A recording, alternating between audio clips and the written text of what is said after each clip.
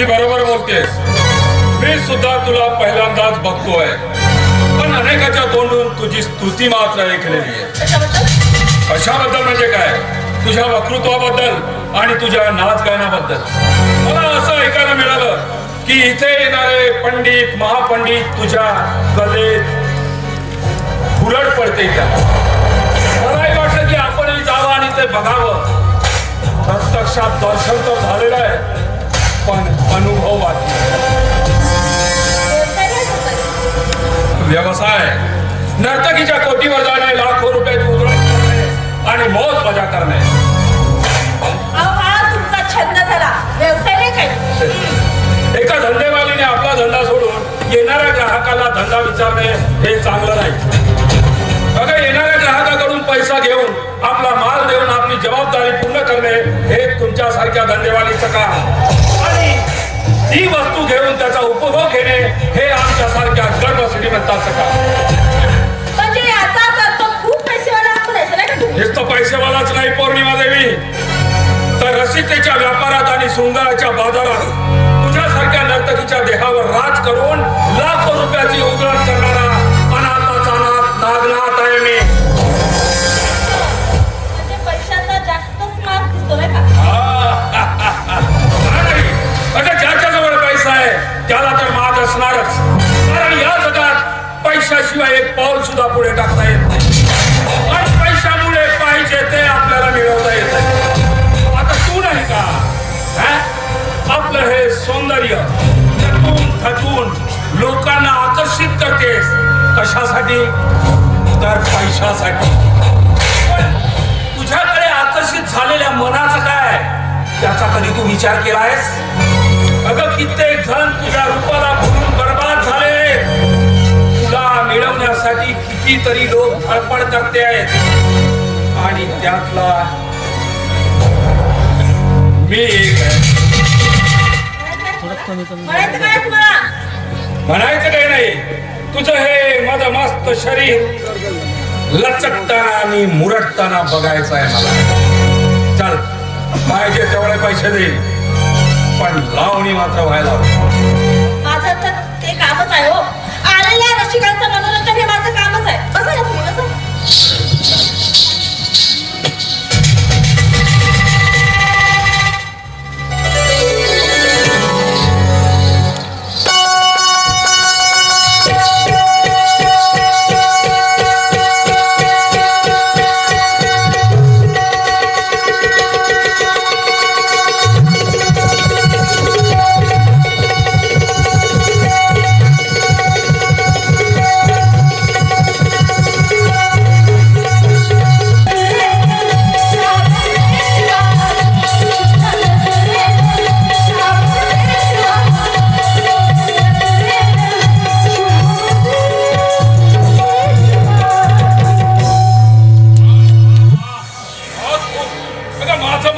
प्रफुल्लित केलं. आजपर्यंत अशी लावणी मी कधी ऐकलीच नाही. आज मानावं लागेल तुला. अगं, लावणी तर आवडलीच, पण लावणी वाली सुद्धा आवडली. तुझ्या या नटलेल्या आणि सजलेल्या देहाची काय किंमत देशील बोल. खूप पैसा आहे माझ्याजवळ, वाटेल तेवढा मी तुला पैसा द्यायला तयार. माझ्याशी बोलताना जरा जाऊन सापडून बोलायचं समजलं? काय वाटतं तुला? ही मोठी बाप नाच गाणं करून लोकांचं मनोरंजन करत असते. पैसा घेऊन आपल्या कलेचं प्रदर्शन मानत नसते, समजलं?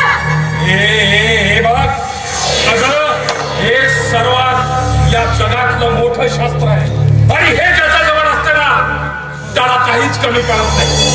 ते मिळवता येतंय.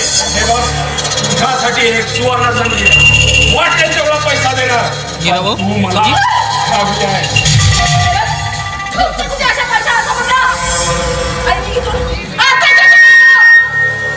असं कसं जाईल? अगं, तुझी कीर्ती ऐकून मी इथेपर्यंत आलो, आणि बघतो तर काय सौंदर्याची खाण लुटायची आहे. अगर चांद देखे तेरा चेहरा तो झुकने को जगह मांगेगा, कोई बूढ़ा देखे तो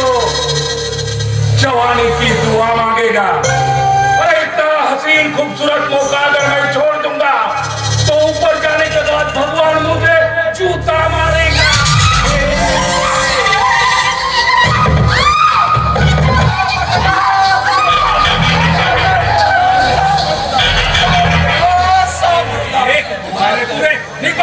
माझी भाकर मला दे।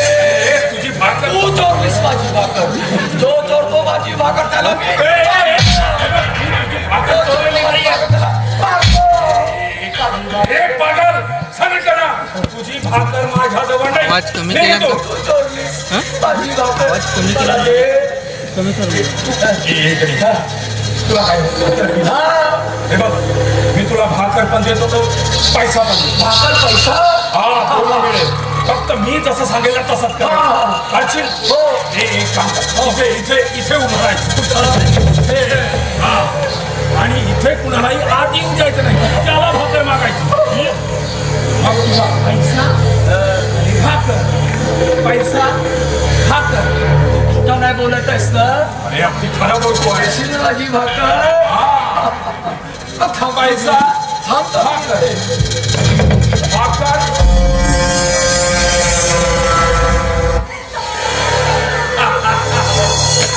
पोटाची आग आहे पोटाची आग अगं ज्याला साठी भाकर मिळत नाही ना त्या भाकरीसाठी तो काहीही करायला तयार होतो पैसा आणि भाकर गरिबाची कंदोरी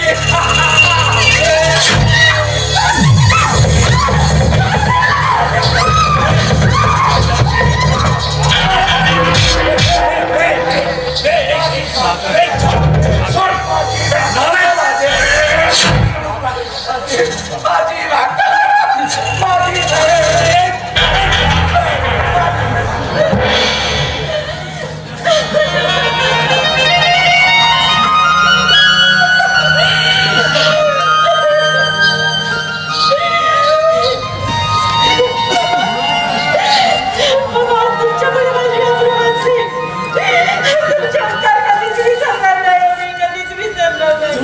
तू असतेस पोटासाठी आणि मी फिरतो भाकरीसाठी मला तू भाकर देशील हा मला भाकर पाहिजे भाकर देशील भाकर देते मला भाकर दे